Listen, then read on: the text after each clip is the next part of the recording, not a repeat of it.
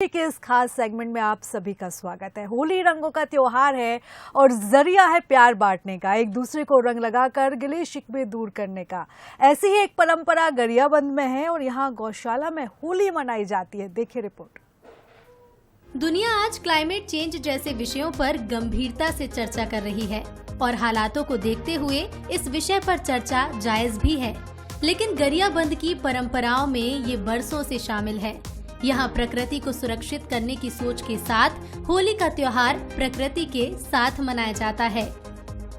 भारतवर्ष की पहचान अगर देखना है तो गंगा, गौ माता, गायत्री, धरती माता, ये भारत की पहचान है। उसको जन जन में पहचान के प्रति श्रद्धा जागरण करना और समाज में अपने पहचान को समाज के बीच में ताकत के रूप में रखना, ये यहाँ का उद्देश्य 18 वर्षों से चल रहा है। इस प्रकार का आयोजन हमें एक संदेश देता है। जैसे यहाँ पर आम का पौधा है, वह मुख्य अतिथि के रूप में है। चींटी है, वह भी है, और गौरैया पक्षी है, वह इस साल के यज्ञ के मुख्य अतिथि है। इस प्रकार के आयोजन से इस प्रकार का संदेश देता है कि यदि सभी जीव सुखी से रहेंगे तो हमारा प्रकृति संतुलित रहेगा। ये है कार्यक्रम की मुख्य अतिथि। अभी रुकिए, यहाँ आम का पेड़, गौरैया चिड़िया और बड़ी चींटी भी विशेष अतिथि है। आयोजन से पहले कलश यात्रा निकाली जाती है। परंपरा कहें या मान्यता, होलिका दहन से 3 दिन पहले लगातार यहाँ यज्ञ शुरू हो जाता है और होलिका दहन के दिन पूर्णाहुति होती है।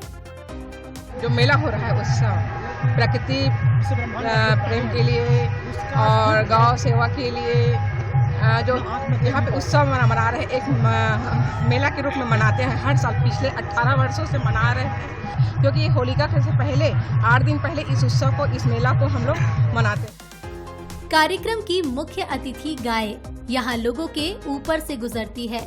गाय के रास्ते में जमीन पर लेटकर पग बाधा की भी मान्यता है।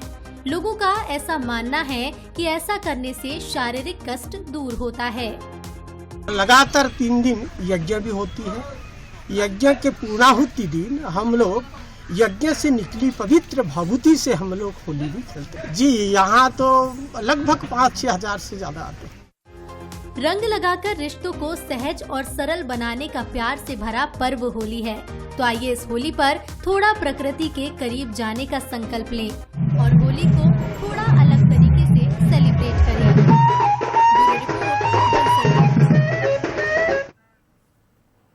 वैसे तो होली से जुड़ी कई परंपराएं आपको पता होंगी, लेकिन अब आपको होलिका दहन से जुड़ी एक अनोखी परंपरा के बारे में बताते हैं। तो चलिए जानने के लिए चलते हैं देपालपुर।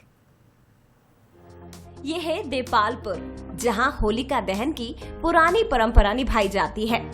देपालपुर के धाकड़ सीरी मोहल्ले में माचिस नहीं बल्कि चकमक पत्थर से होलिका दहन किया जाता है। ये आग इससे चकमक से पैदा होती है और इसी का होली का हम ये करते हैं दहन। परंपरा के मुताबिक होलिका दहन के साथ ही यहाँ अंगारों पर चलने की भी परंपरा है। श्रद्धालु यहाँ अंगारों पर चलते हैं और मन्नत मांगते हैं। वे गेर निकलती है, उसके बाद में 4 बजे भैरुमठ की गेर आने के बाद में हम साथ में जाते रंग गुलाल करके, और जिसके बाद सूल की पूजा होती है और उसके बाद में निकलना चालू हो जाए। फिर वो भी निकलते, छोटे मोटे बच्चे, बूढ़े आदमी सभी। ये तो 9 पीढ़ी हो गई है। सोचो, जैसे न्याय स्थान में हुई, जैसे ये काम चल रहा है। होली पर्व है आपस में एकजुटता का। होली पर दिलों से शिकवे खत्म करके एक दूसरे को रंग लगाएं और कहें बुरा ना मानो, होली है। ग्वालियर का जन कताल आज भले ही अपने हालात पर आंसू बहा रहा हो, लेकिन कभी यहाँ उत्सव और उत्साह का माहौल रहता था। खासकर होली के दौरान इसके रंग ही कुछ और होते थे। यहाँ राज परिवार के लोग कई दिनों तक रंगों का त्योहार सेलिब्रेट करते थे।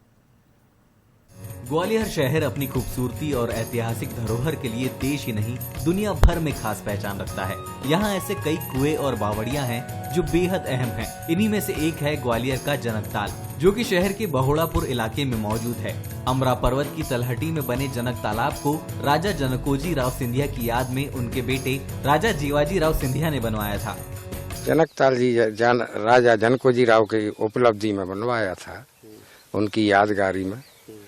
कि एक राजा की यादगारी में एक जनक ताल बना हुआ है। जीवाजीराव उत्सव प्रेमी राजा थे। वो राज परिवार और अपने दोस्तों को लेकर होली के एक दिन पहले ही यहाँ आ जाते थे। गीत संगीत और नाच गाने के साथ ही कई रंगारंग कार्यक्रम आयोजित होते थे। सेलिब्रेशन पूरे 5 दिनों तक चलता था। इस दौरान राजा जीवाजीराव यहीं पर रहते थे। हाथी घोड़ों के जरिए गाड़ियां भर भर के गुलाल और रंग लाया जाता था। ये उत्सव इतना मशहूर था कि ग्वालियर के आसपास की रियासतों के राजा भी यहाँ आते थे। जीवाजीराव सिंधिया यहाँ के राजा थे। ये 1857 और उसके बाद की बात है। तो जब उनकी राजगद्दी हो गई, राज तिलक हो गया, वयस्क हो गए 1860 के आसपास, तो फिर इसमें उन्होंने अपने पिताजी की स्मृति में ये बनाया था। और उनके पिता का नाम जनकोजीराव सिंधिया था, तो इसलिए इसका नाम जनक ताल उस पर था। और दरअसल ये सिंधिया राज परिवार का एक तरह से पिकनिक स्पॉट था, क्योंकि ये बहुत ही अच्छे आर्किटेक्ट से डिजाइन हुआ था। जनकताल में अब ऐसा कोई सेलिब्रेशन नहीं होता, लेकिन इसकी हालत सुधार कर इसके गौरवशाली इतिहास को बचाया जा सकता है। आज इसकी जरूरत भी है। उमेश पाराशर, बंसल न्यूज, ग्वालियर। होली पर रंग और गुलाल न खेले जाएं, क्या ऐसा हो सकता है भला? बस्तर में एक ऐसा गांव है मड़पाल। यहाँ होली पर रंग और गुलाल नहीं खेले जाते, लेकिन बस्तर में होलिका दहन की शुरुआत इसी गांव से होती है। यहाँ आदिवासी और वैदिक संस्कृति का मेल होता है। देखिए रिपोर्ट।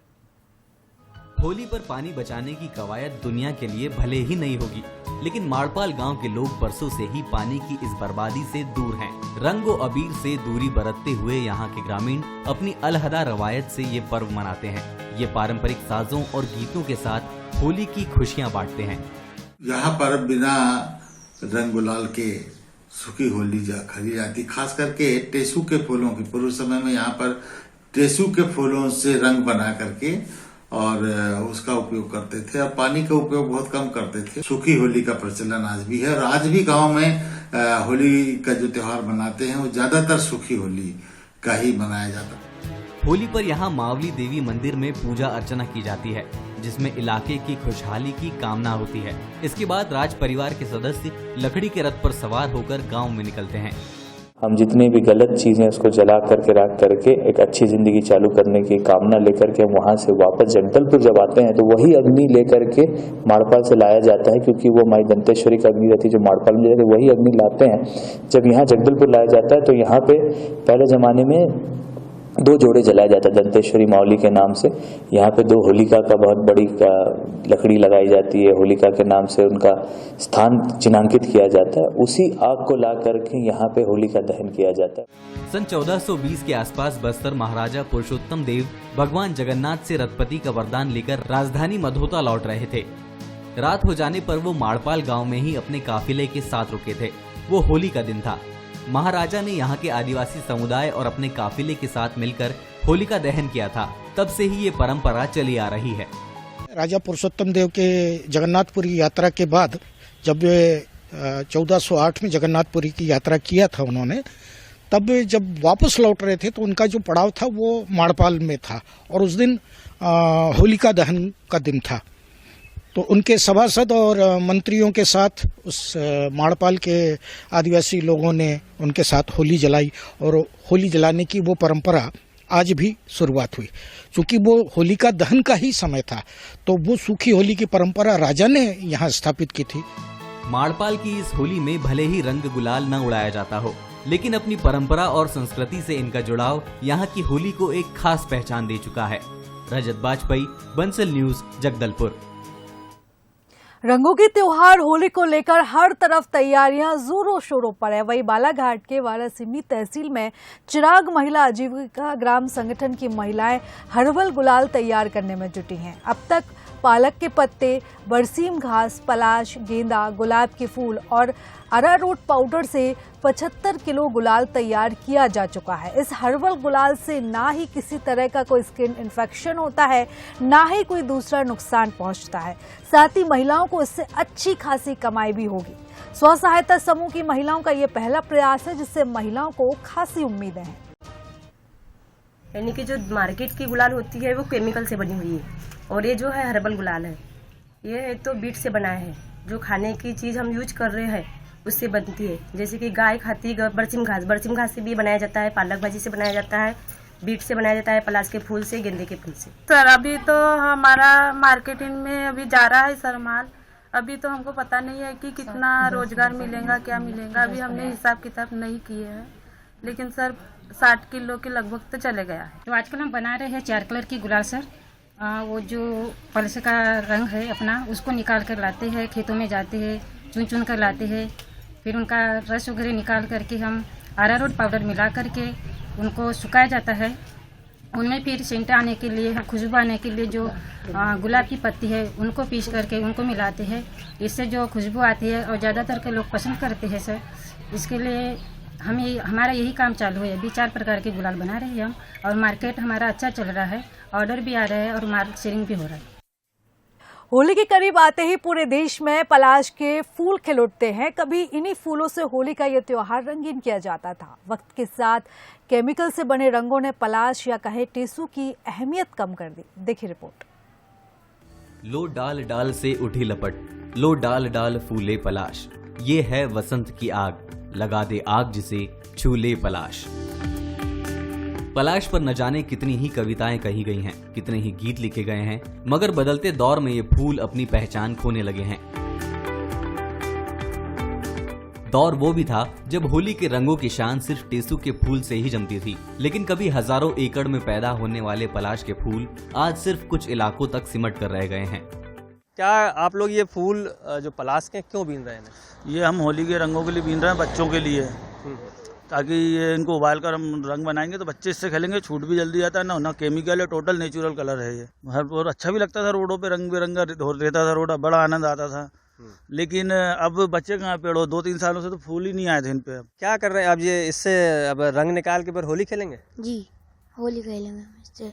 बाजार से जो कलर आता है वो अच्छा नहीं रहता, उससे कुछ होता है, मतलब हाथ पैर में खुजली और इन्फेक्शन होता है। जाकर इनको उबालेंगे और उसका रंग निकाल लेंगे तो ये नुकसान नहीं करता बच्चों को, बाजार का कलर नुकसान करता है, इसलिए हम यही बनाते। तो अब थोड़े बहुत हैं तो अब मिल रहे हैं तो बना रहे हैं हम। किसान चाहे तो विलुप्त होते इन फूलों को अपनी आमदनी का जरिया बना सकते हैं। मालूम हो कि कई कंपनियां कॉन्ट्रैक्ट देकर टेसू के फूलों की खेती करवाती हैं। साथ ही देश दुनिया में ऑर्गेनिक प्रोडक्ट्स की बढ़ती मांग के बीच पलाश की खेती फायदे का सौदा साबित हो सकती है। इनको चुन के और इनको उबाल के इसका रंग बनाया जाता है, और इसका रंग इतना अच्छा होता है कि शरीर पे कोई इसका दुष्प्रभाव नहीं पड़ता। बहुत अच्छा है ये रासायनिक, और उससे तो दुनिया भर के शरीर में छाले आ जाते, चमड़ी जल जाती, कुछ इससे कुछ नहीं होता। इस फूल में कोई खुशबू नहीं होती, लेकिन इसकी गोंद, पत्ते, जड़ समेत हर एक हिस्सा फायदेमंद होता है।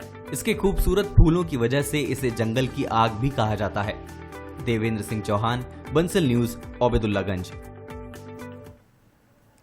होली पर केमिकल गुलाल और रंगों की वजह हर्बल गुलाल का इस्तेमाल बढ़ता जा रहा है। बिलासपुर सेंट्रल यूनिवर्सिटी के स्टूडेंट्स फूलों, पत्तियों और कुदरती चीजों की मदद से ऐसे ही हर्बल प्रोडक्ट तैयार कर रहे हैं। ये प्रोडक्ट्स लोगों तक पहुंचाने की जिम्मेदारी भी अब इन्हीं स्टूडेंट्स की है। बिलासपुर सेंट्रल यूनिवर्सिटी के स्टूडेंट्स फूलों से हर्बल गुलाल तैयार कर रहे हैं। खास बात यह है कि इसके लिए बेकार पड़े फूलों, पत्तियों के साथ ही साग और भाजियों का इस्तेमाल किया जा रहा है। महाशिवरात्रि के दौरान मंदिर में चढ़ाए गए फूलों और पत्तियों को इन स्टूडेंट्स ने कलेक्ट किया और फिर उसका यूज गुलाल बनाने में किया। प्रोडक्ट की पैकेजिंग और मार्केटिंग का जिम्मा भी इन स्टूडेंट्स के ऊपर ही है। गुलाल को बेचकर होने वाली कमाई से स्टूडेंट्स अपने एजुकेशन की फीस भर सकेंगे।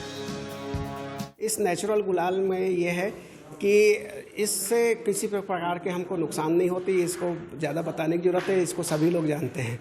और इस स्कीम में अभी हमारे साथ 15 बच्चे जुड़े हुए हैं। पिछले साल भी हम लोग ने हर्बल गुलाल बनाया। इस पिछले 5 सालों से हम लोग इस प्रकार से गुलाल बनाते हुए आ रहे हैं, और इस साल हमने, पिछले बार हमारी काफ़ी डिमांड थी, जिसके तहत हमने इस बार थोड़ा ज़्यादा मात्रा में बनाया। पिछले बार हम लोग ने 100 किलो का बनाया, इस बार 200 किलो का बनाया। इसकी हम पूरी पैकेजिंग करके मार्केटिंग भी करने वाले हैं। हम पूरे विश्वविद्यालय में भी बेचते हैं, और हमको जैसे बाहर से भी ग्राहक मिलते हैं तो उनको भी हम लोग इसको सप्लाई करते हैं। दरअसल सेंट्रल यूनिवर्सिटी में स्वावलंबी छत्तीसगढ़ कार्यक्रम चलाया जा रहा है। होली पर मैनेजमेंट ने ग्रामीण प्रौद्योगिकी और सामाजिक विकास विभाग के जरिए ये नई पहल की। हमने सोचा कि अगर हमारा डिपार्टमेंट रूरल टेक्नोलॉजी जो कि ग्रामीण क्षेत्र को उन्नति करने में हेल्प करता है, तो हमने अपने ही घर में जितने भी वस्तु होते हैं उनसे कलर बनाना सीखा, जैसे कि अरारोट पाउडर, हल्दी, धनिया, पालक, पलाश का फूल, गेंदे का फूल, जो सब हमें ऐसे ही मिल जाता है। तो हमने उसे ऐसा ऑर्गेनिक कलर का फॉर्म दिया, जिससे कि हमें इन्फेक्शन नहीं होगा और हम सुरक्षित होली भी अच्छे से बना पाएंगे। सर अभी हम सर यहाँ पढ़ने भी आते हैं और पढ़ने के साथ साथ स्किल डेवलपमेंट भी होता है सर, तो इसके कारण हमें थोड़ा सा समय लग गया है क्योंकि पढ़ाई भी होता था बीच में। तो ये अप्रॉक्सीमेटली 3 दिन लगता है सर अगर अच्छा से बनाया जाए तो, लेकिन हम पढ़ने के साथ साथ करते थे काम, तो हमें हफ्ता भर का भी समय लग गया है। यूनिवर्सिटी में किया जा रहा ये एक्सपेरिमेंट स्टूडेंट्स के लिए एक अलग ही एक्सपीरियंस साबित हो रहा है। हर्बल कलर्स और गुलाल पर्यावरण के लिए भी बेहतर साबित होते हैं। उमेश मौर्य, बंसल न्यूज, बिलासपुर।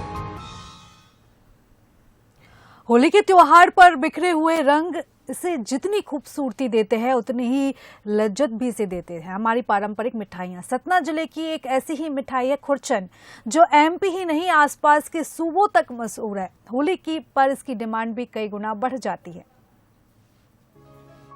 वैसे तो खुरचन का मतलब होता है बर्तन की तली में लगा हुआ बचा खुचा माल, जिसे आमतौर पर ऐसे ही छोड़ दिया जाता है। लेकिन सतना की ये खुरचन जिसकी जुबान पर लगी वो इसे छोड़ता नहीं, बस चट कर जाता है। ते दिन से बनबत हो गई, इससे बहुत हुआ चला। अपन खर्चा पानी, बिटियन का काज बियाह, घर दुआर सब वही के माथे पापा करत रहे। 18 घंटा वर्क रहता है, 18 से 20 घंटा, उसमें से अपन 14-15 किलो खुरचन बना लेते हैं। हमारे पास अभी तक 1 से 1.5 कुंटल के समथिंग ऑर्डर आ चुका है। और हमारा खुरचन रीवा सतना में गोप स्वीट, गोप जी भी, वीनस स्वीट और देश भंडार कटनी में माल जाता है। दूसरी मिठाइयों की तरह खुरचन मावे या छैने से नहीं बल्कि शुद्ध दूध और शक्कर से बनती है। इस इलाके के लोग पीढ़ियों से इसे बना रहे हैं। बर्तन में महज दूध और शक्कर को खौला कर औटाया जाता है। इसके बाद इसे तली पर खुरच कर निकाला जाता है, इसलिए इसे खुरचन कहा जाता है। ये कढ़ाई में 1 पाव डाल के उबालते हैं उसको, और जब वो मतलब बन जाता है पूरी तरह तो उसको नीचे निकाल के फिर उससे कढ़ाई से निकाल के टाठी पे लगाते हैं। रामपुर बघेलान खुरचन का सबसे बड़ा मार्केट है। अब ये यहाँ की पहचान ही नहीं, अहम कारोबार बन गया है। त्योहारों पर ये मिठाई 300 से 400 रुपए प्रति किलो तक बिकती है। ये एक बहुत अच्छा शुद्ध रहता है, दूध का बना हुआ है और इसकी मांग बहुत बाहर भी रहती है। ये एक ही मिठाई जिले के रामपुर तहसील में कई वर्षों से लोगों को लुभा रही है। नेशनल हाईवे पर मौजूद होने की वजह से यहाँ की ये खास मिठाई मुसाफिरों के साथ दूसरे जिलों और राज्यों तक पहुँच गई। अमरपाटन से नरेंद्र पटेल की रिपोर्ट, बंसल न्यूज। उज्जैन में बाबा महाकाल की भस्म आरती के बाद भक्तों ने बाबा महाकाल के साथ होली खेली और बाबा की आरती के बाद दरबार में जमकर गुलाल उड़ा। गुलाल और फूलों की यहाँ पर भक्तों ने जमकर होली खेली। तो बाबा महाकाल के दरबार से हर पर्व की शुरुआत होती है और आज सुबह बाबा की अलौकिक भस्म आरती से के बाद यहाँ पर गुलाल से होली खेली गई।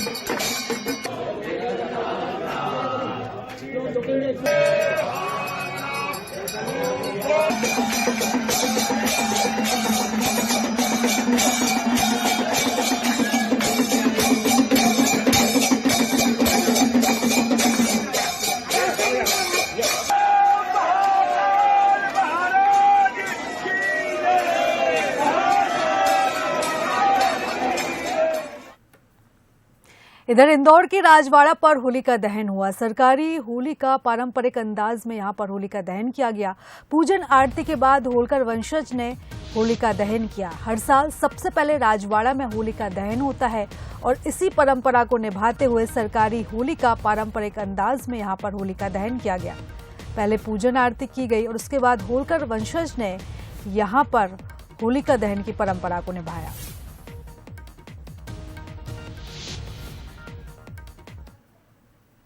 ब्रिज की होली देश भर में प्रसिद्ध है। ठीक उसी तरह बुरहानपुर में गोकुल चंद्रमा मंदिर में भी रंगों के महापर्व होली को धूमधाम से मनाया गया। जहां पहले भगवान को गुलाल लगाया गया, बाद में गोपियों ने बालक को कृष्ण की वेशभूषा में तैयार कर जमकर पुष्प वर्षा की और बड़े ही हर्षोल्लास के साथ लठमार होली खेली, जहां सभी होली के अवसर पर अपनी मस्ती में मगन दिखाई दिए।